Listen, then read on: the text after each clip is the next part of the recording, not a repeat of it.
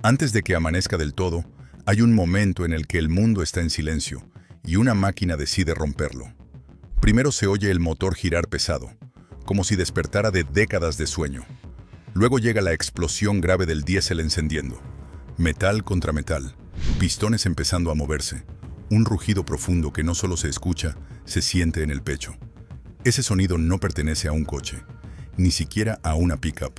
Pertenece a algo mucho más grande. Durante gran parte del siglo XX, esas máquinas fueron el pulso de las carreteras americanas. Camiones gigantescos, construidos con acero grueso, motores que parecían sacados de locomotoras y transmisiones que exigían manos expertas para domarlos. No tenían pantallas, no tenían sensores, solo ingeniería brutal y conductores capaces de controlarla. Pero hoy, muchos de esos gigantes han desaparecido. Algunos quedaron olvidados en graneros. Otros se perdieron en desguaces, y algunos pocos sobreviven como leyendas vivientes, arrancando de vez en cuando como si desafiaran al tiempo. Así que hoy vamos a abrir un auténtico archivo de acero y diésel. Número 10. International Harvester Loadstar, el camión que nunca descansaba. Imagina una granja en los años 60. Amanecer con neblina, gallineros, silos y un solo sonido constante de fondo. Un V8 grave, ronco, que se enciende todos los días a la misma hora. Ese era el International Harvester Loadstar. No nació para ser estrella de pósters, nació para algo más duro, trabajar y hacerlo siempre. Bajo su capó largo no había simplemente un V8 de 392 pulgadas. Había el típico motor de esa época que no pedía permiso, solo hacía su trabajo. No te lanzaba contra el asiento, pero sí empujaba como un tractor incansable. Lo arrancabas de madrugada, lo apagabas de noche, día tras día, año tras año. El conductor se subía a una cabina estrecha, sencilla, donde el olor a tierra, combustible y metal caliente era parte del uniforme. Metía primera en una caja manual de 5 marchas, a veces combinada con cajas auxiliares, y empezaba la sinfonía de cambios cortos. No había prisa. El Loadstar no estaba hecho para correr. A duras penas superaba los 95 kilómetros por hora, pero ¿para qué más? Su trabajo no estaba en llegar rápido, sino en llegar siempre. Lo veías en todos lados, cargado de fardos en el campo, lleno de materiales en una obra, convertido en camión de basura en un pueblo pequeño, o incluso pintado de amarillo, llevando niños a la escuela. Como esos obreros silenciosos que nadie aplaude, pero sin los cuales nada funciona. Por fuera tenía ese encanto de los 60, cabina angosta, capó largo, esquinas redondeadas y líneas suaves. No era agresivo, era familiar. Pero cuando su V8 tosía al arrancar y empezaba a rugir, el paisaje rural sabía que el día de trabajo había comenzado. El problema es que ninguna máquina que trabaja así de duro se jubila en un museo. La mayoría de los Loadstar murieron en el campo de batalla. Chasis torcidos, motores agotados, cabinas comidas por el óxido. Los exprimieron hasta la última gota. Por eso, hoy, cuando ves uno restaurado, brillante, con la pintura nueva pero el alma vieja, es como encontrarte con ese abuelo que sigue levantándose a las 6 de la mañana por costumbre. Y en algunos pueblos perdidos, todavía hay un Loadstar saliendo del galpón. Y como si los años 60 nunca se hubieran ido. Si este era el camión del trabajo infinito, el siguiente sube la apuesta. Es el camión que, además de trabajar, imponía respeto solo con aparecer en el espejo retrovisor. Número 9. Western Star 4900. El traje a medida de los camioneros duros. Donde muchos camiones eran herramientas, el Western Star 4900 era otra cosa. Era un traje hecho a medida para el camionero que quería decirle al mundo, este soy yo, cada vez que pasaba por una plaza de servicio. Apareció en los años 80, una época de cromo, líneas rectas y exceso bien entendido. Su frente parecía un bloque de acero con una enorme parrilla cromada como sonrisa desafiante. Guardabarros cuadrados, faros rectangulares y una presencia que hacía que los demás camiones parecieran utilitarios. Bajo el capó, hay uno de sus corazones más legendarios, era el Detroit Diesel 8B92. No pienses en 12,1 litros. Piensa en un V8 de 2 tiempos que sonaba como una fábrica entera comprimida en un solo bloque. Aullaba en cada subida, escupiendo humo y personalidad. Más de 400 caballos y un océano de torque que convertían cualquier pendiente en un simple trámite siempre que supieras manejarlo. Porque la gracia no estaba solo en la potencia, sino en cómo se la domaba. Una caja manual de 13 velocidades que el conductor manejaba casi como si tocara un instrumento musical. Saltar, dividir, elegir marchas como quien elige la nota exacta. Si la tocabas bien, el 4900 subía a puertos cargado hasta el tope sin bajar el ritmo. La configuración 6x4 y las ballestas reforzadas lo convertían en un tanque sobre ruedas. Bosques, minería, largas rutas heladas en Canadá y climas donde el hielo rompe asfalto y el viento corta la cara. Ahí es donde el Western Star se sentía en casa. Y dentro, la cabina no era un lujo moderno, pero sí un refugio digno.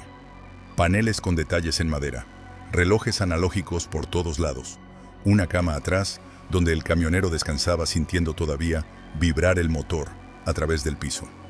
Era una pequeña cabaña rodante, construida con mimo casi artesanal. El problema de los camiones tan queridos es que rara vez llegan enteros a la jubilación. Los Western Star 4900 fueron modificados, repotenciados, recortados, alargados, destripados y reconstruidos 1000 veces. Los usaron hasta el cansancio. Los pocos que quedan originales son como encontrar una guitarra clásica que nunca fue desafinada. Y si estos dos ya te parecen serios, lo que viene ahora son los camiones que literalmente dibujaron la red de autopistas modernas. El siguiente, por ejemplo, cambió una idea básica. Y si en vez de ir detrás del motor, te sientas encima de él. Número 8. White Freightliner. El camión que dobló la carretera para que cupiera más carga, finales de los 50, principios de los 60. Estados Unidos empieza a tejer su red de autopistas interestatales. Las distancias son enormes, las ciudades crecen, y cada metro de largo en un camión empieza a ser oro. Ahí aparece el White Freightliner, con una propuesta que, en ese momento, parecía casi futurista. Poner la cabina sobre el motor. Cabo Ver. Cabina adelantada, corta, casi cuadrada. A primera vista, parecía una caja metálica pegada al frente del chasis. Pero ese truco de diseño hacía magia. El camión era más corto, pero podía seguir arrastrando un remolque largo.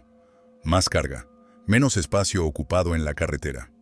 Perfecto para un país donde el tiempo y los metros se traducen directo en dinero. Debajo del asiento del conductor, casi literalmente bajo sus pies, trabajaba un Detroit Diesel 6V71. Un V6 de 2 tiempos, que más que sonar, silbaba. Ese aullido agudo y metálico que los camioneros de la época reconocían a kilómetros. No era el más rápido, no era el más bestia en números, pero era el motor que podías escuchar toda la noche sin quejarse. La caja de 10 velocidades estaba pensada para un estilo de conducción distinto. El chofer iba sentado alto, casi encima del parabrisas, viendo el mundo desde una posición que parecía de torre de control. Los cambios se hacían mientras el chasis entero vibraba. La cabina se sacudía y la carretera pasaba apenas a unos centímetros de tus pies. Por fuera, el White Freightliner era todo función. Cabina cuadrada, chasis de aluminio a la vista, líneas rectas. Cada remache, cada panel, tenía ese aire industrial de máquina hecha para trabajar y nada más. Pero con los años, esa austeridad se convirtió en su encanto. Durante décadas, estos camiones fueron el esqueleto móvil del comercio interestatal. Cruzaron el país una y otra vez, con cualquier clima, llevando cualquier cosa que se pudiera meter en un remolque. Y claro, pagar el precio. Cabinas duras, vibraciones constantes, choques, reformas, chatarrerías. Hoy ver uno original, sin modificaciones salvajes, es como encontrar una fotografía de la primera autopista interestatal, pero en carne y acero. Y si este era el camión que hacía más con menos espacio, el siguiente representa lo contrario. Ocupar la carretera con autoridad absoluta. Un frente largo como un barco y una presencia casi militar. Número 7. Ford LTL 9000, el bulldozer con matrícula. Imagina que mezclas un camión de larga distancia con un vehículo militar pesado y le pones el óvalo azul de Ford al frente. De esa mezcla salió el LTL 9000, un camión que no pedía permiso, simplemente se plantaba en la autopista como diciendo, si quieres pasar, sígueme el ritmo. Su capó era tan largo que, desde el asiento del conductor, La punta casi se perdía en la distancia. La parrilla cromada en forma de X parecía una armadura de caballero medieval. No era un diseño elegante, era intimidante, a propósito. En muchas de sus versiones más recordadas, el LTL9000 montaba el mítico Cummins N TC400. Ese 6 cilindros en línea, enorme. No era como tener un motor de barco metido en el chasis. No necesitabas ver la ficha para saber lo que hacía. Bastaba pisar el acelerador y sentir cómo el remolque entero obedecía sin rechistar. Y luego estaba la famosa doble palanca, el Twin Stick. 2 varillas emergiendo del piso, esperando manos que supieran lo que hacían. Manejar eso no era conducir, era operar una máquina industrial. Jugar con rangos, multiplicar marchas, dividir relaciones, cada cambio era un pequeño acto de ingeniería manual. El que dominaba un LTL9000 con Twin Stick se ganaba respeto automático en cualquier parada de camiones. La suspensión de ballestas reforzadas y el doble eje trasero lo convertían en una pequeña locomotora de asfalto, perfecto para arrastrar enormes remolques de costa a costa, tragando kilómetros como si nada. Desde fuera, verlo venir de frente, a alto, macizo, era casi intimidante. En los 80, si te cruzabas con un LTL 9000 a la noche, con las luces extra encendidas, parecía un tren saliéndose de las vías. Dentro, sin ser una mansión, ofrecía algo que muchos otros no daban en esa época. Cierta sensación de confort. Asientos gruesos, tablero completo, aire acondicionado. Era como trabajar y vivir dentro de un pequeño búnker rodante. Con el tiempo, los LTL 9000 fueron desapareciendo. Algunos terminaron convertidos en donantes de piezas, otros en chasis para aplicaciones especiales. Hoy, un ejemplar restaurado puede alcanzar cifras absurdas en subasta, porque ya no estás comprando un camión. Estás comprando la experiencia de manejar un bulldozer con matrícula. Y si este Ford era pura fuerza bruta sobre la carretera, aún el siguiente está pensado para otro tipo de infierno, el de las piedras, el barro y las canteras donde la carretera simplemente no existe. Número 6. Autocar DC100. El camión que trabajaba donde los demás se rendían. Hay lugares donde el asfalto no llega. Canteras donde el polvo se mete en los pulmones. Minas donde el barro se pega a las botas como cemento fresco. Obras donde cada piedra es un obstáculo. Es ahí donde el autocar DC100 se sentía en casa. Autocares de esas marcas que no buscaban aparecer en películas, sino en contratos de trabajo pesado. Y el DC100 es básicamente un recordatorio de lo que significa construir algo para que no se rompa nunca. Su cabina era un bloque cuadrado, sin adornos, con un parachoques tan grueso que parecía un muro portátil. Cuando lo veías de frente, no pensabas camión de ruta. Le pensabas vehículo militar asignado a una misión. Bajo ese capó anguloso, el Cummins NH220 funcionaba como un corazón de hierro. No hacía alardes, no buscaba velocidad, buscaba empuje constante. Velocidad máxima baja, sí, pero una capacidad casi ridícula para arrastrar toneladas y toneladas de material en subidas imposibles. Ahí es donde las relaciones cortas de su caja de 10 velocidades mostraban su verdadera razón de ser. Triple eje trasero en muchas versiones, ballestas reforzadas como si fueran hojas de acero de un puente, chasis enorme. El DC100 era lo más parecido a un tractor de mina con licencia para ir por la calle. Imagina al conductor saltando dentro de la cabina cada vez que una rueda golpeaba una roca. El tablero vibrando, las herramientas tintineando. Hay el motor rugiendo grave mientras el camión trepa una rampa de tierra suelta, cargado hasta el límite. Eso no es transporte, eso es excavación sobre ruedas. Muchos de DC100 vivieron una vida corta pero intensa, 15, 20 años de servicio brutal y luego el desguace. Los que sobrevivieron lo hicieron porque algún loco apasionado decidió que esa mole merecía una segunda vida. Restaurar uno no es solo pintar y cromar, es reconstruir la historia de la obra pública, piedra por piedra. Hoy, ver un autocar de DC100 impecable en un museo o en una exhibición de clásicos es como ver una excavadora vestida de gala. Sabes que no está hecha para la alfombra roja, pero la merece. Y si este autocar encarna el trabajo extremo, el siguiente representa algo diferente.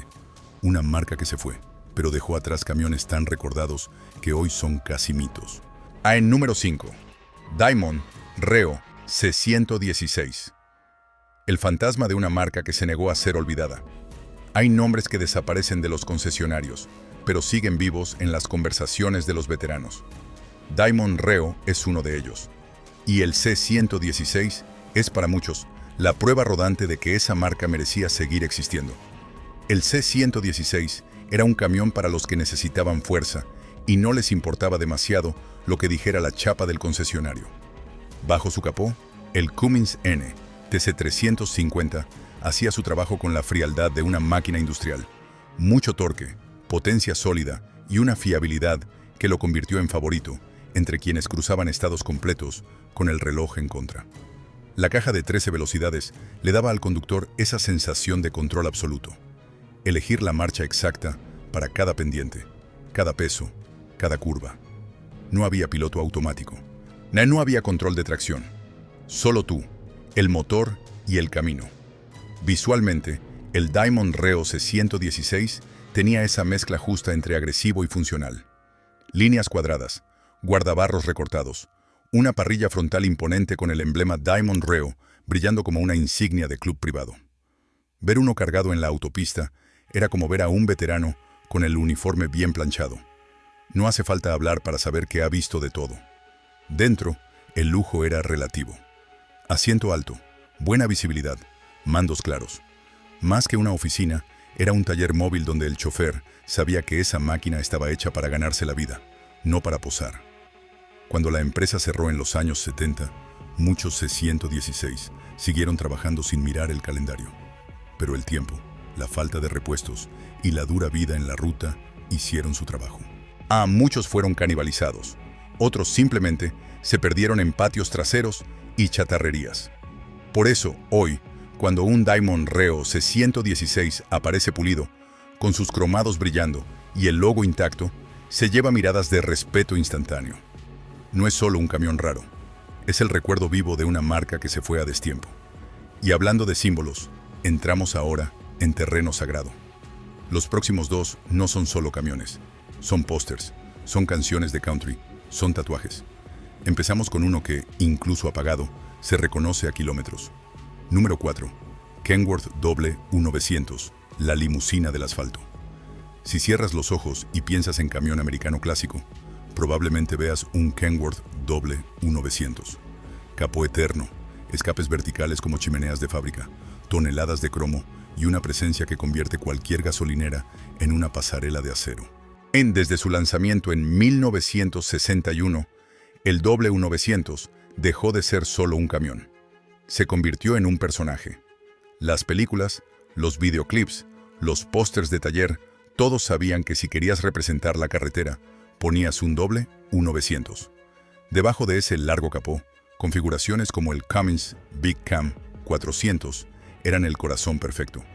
No hace falta decir 400 caballos y tanto torque.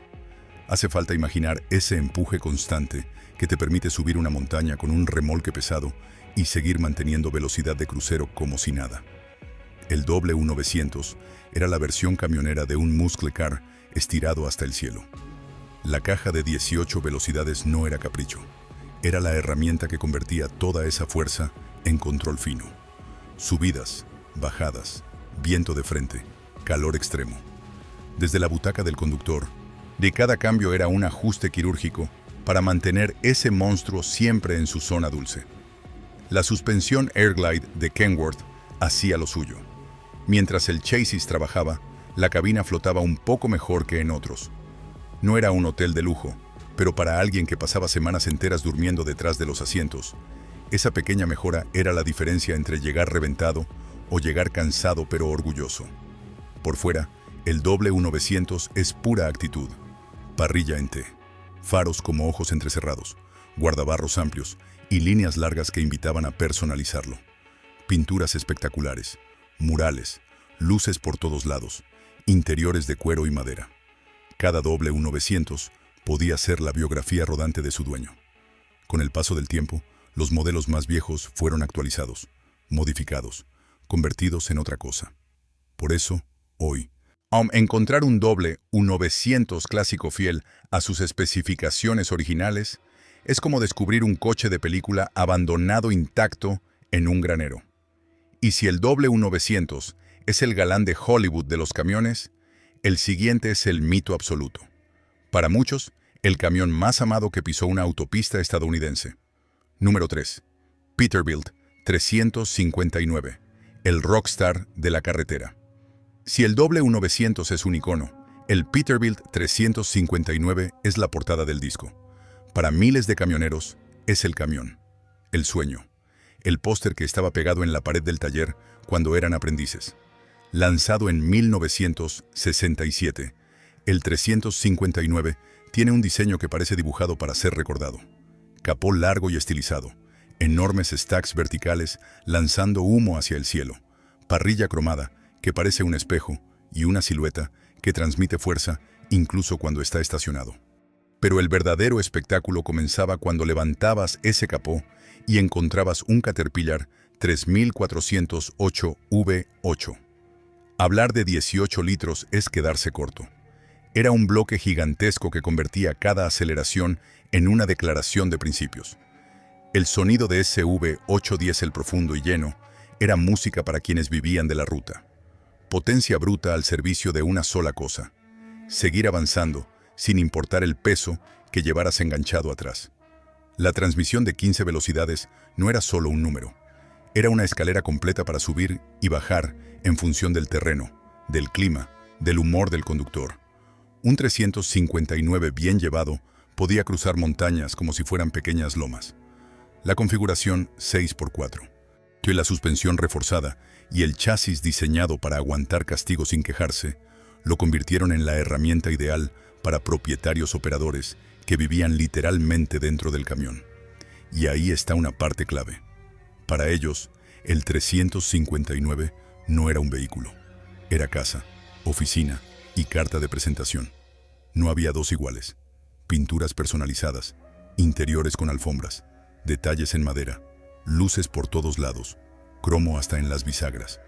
Cada 359 contaba quién eras, de dónde venías y cuántos kilómetros tenías encima. La producción terminó en 1987 y desde entonces el 359 se volvió cada vez más escaso en estado original.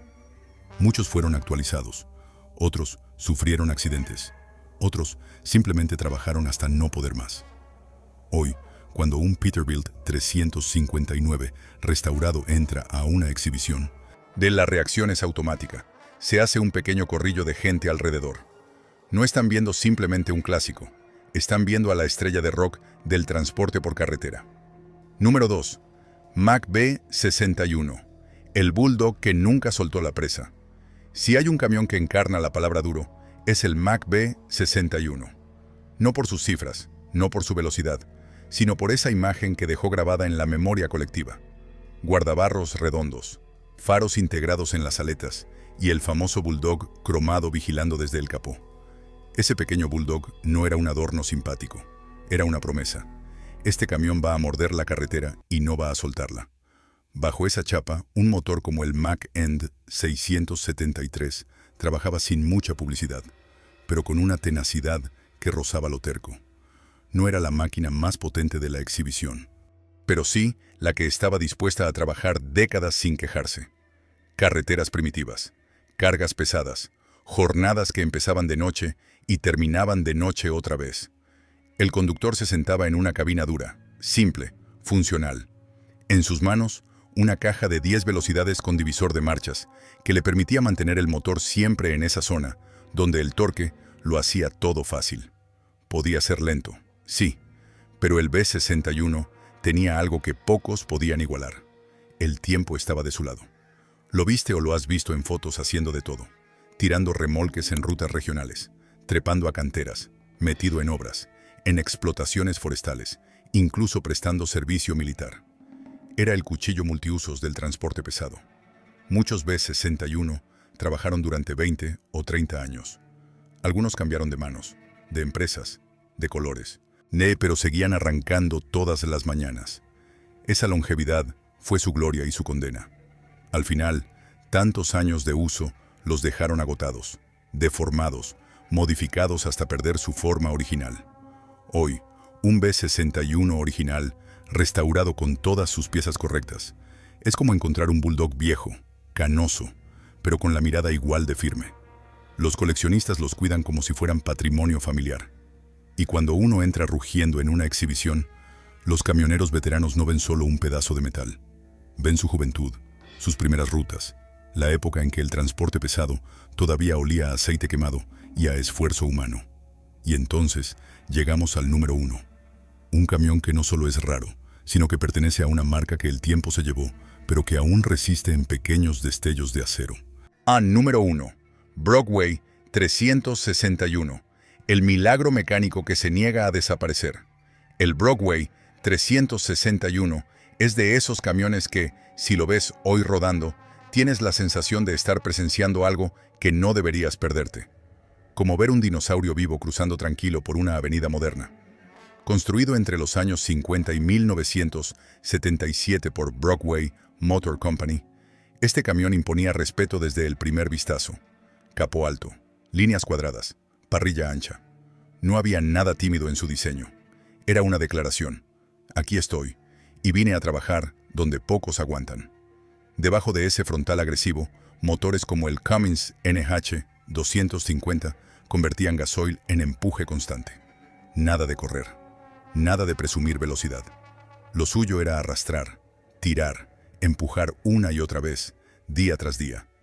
Era el tipo de camión que, si lo escuchabas subir una cuesta cargado, entendías por qué muchos lo llamaban bestia con cierto cariño. La caja manual de 10 velocidades tenía ese tacto firme de maquinaria industrial. Cada cambio de marcha era casi un pacto entre hombre y máquina. Nada de suavidad electrónica, hierro contra hierro, engranajes, fuerza física sobre la palanca. La suspensión de ballestas de alta resistencia y la configuración 6x4 lo convertían en un obrero de acero para obras, canteras, rutas complicadas y servicios municipales exigentes. Era habitual ver un 361 en el noreste de Estados Unidos, cargando lo que otros no querían ni intentar.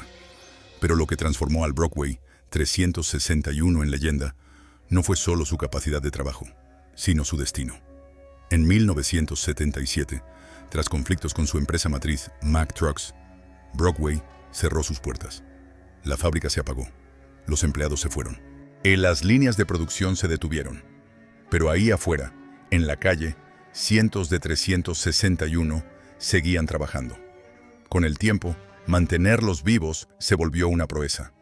Los repuestos empezaron a desaparecer, los manuales se perdieron y cada reparación requirió ingenio, canibalizar otros camiones, fabricar piezas a medida. Muchos 361 terminaron rendidos, abandonados en patios y cementerios de chatarra. Por eso hoy, ver un Brockway 361 funcionando es casi un acto de magia. Y en Cortland, Nueva York, la ciudad donde Brockway tuvo su sede, lo saben muy bien. Cada verano, organizan una reunión dedicada exclusivamente a estos camiones. Es como una peregrinación mecánica. Cuando un Brockway 361 restaurado entra rodando en ese evento, por un momento el ruido se apaga. Los presentes se giran, muchos con una mezcla de sonrisa y nostalgia. No están viendo simplemente un vehículo antiguo. Están viendo un testigo vivo de una marca que se negó a ser olvidada. En este viaje hemos cruzado una época en la que los camiones no eran computadoras con ruedas. Eran castillos de acero sobre ejes, naves industriales con cama detrás del asiento, herramientas hechas con una filosofía simple y brutal: aguantarlo todo.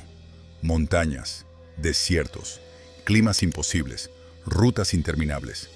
Estas máquinas cargaron mucho más que mercancía. Cargaron la expansión de ciudades, la construcción de carreteras, el crecimiento de una nación entera. Ahora te toca a ti.